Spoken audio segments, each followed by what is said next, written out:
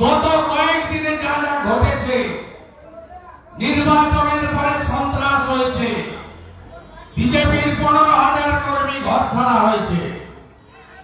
বন্ধ করতে হবে এই হিংসা। ভারতের সব রাজ্যে ভোট হয়, কোথাও হিংসা হয় না, এই রাজ্যে কেন হয়?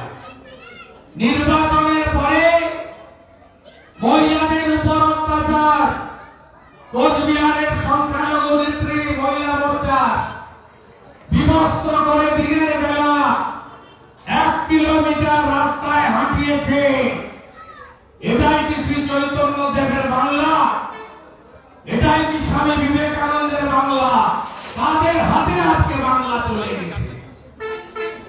গত 2-3 দিন আগে চোপড়াতে গ্রাম্য সালিসি সভার নামে তৃণমূলের এক নেতা তাজামুল যেভাবে মহিলার উপরে বেত্রাঘাত করেছে আপনারা দেখেছেন।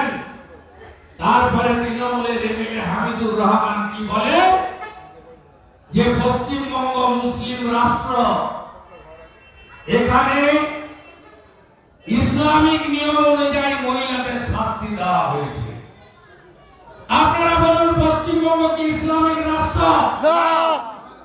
আপনারা বাংলাদেশ থেকে চলে এসেছেন অনেকে, প্রভু হরিচাঁদ ঠাকুর, গুরুচাঁদ ঠাকুর মতুয়া সমাজ সৃষ্টি করে আপনাদেরকে ধর্ম পরিবর্তন থেকে বাঁচিয়েছে।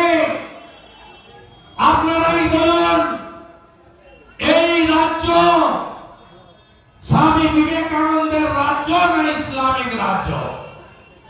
এই রাজ্য শ্রী চৈতন্য দেবের রাজ্য না ইসলামিক রাজ্য? এই রাজ্য ডক্টর শ্যামাপ্রসাদ মুখার্জির তৈরি করা রাজ্য না ইসলামিক রাজ্য? এটা আমার কথা নয়, হামিদুর রহমান তৃণমূলের এমএলএর কথা। আমাদের ভিডিও ভালো লাগলে লাইক এবং শেয়ার করুন। কমেন্ট সেকশনে গিয়ে জানান আপনাদের মতামত। আরও ভিডিও পেতে আমাদের চ্যানেল সাবস্ক্রাইব করুন এবং প্রতি মুহূর্তে খবরের আপডেট পেতে প্রেস করুন বেল আইকন।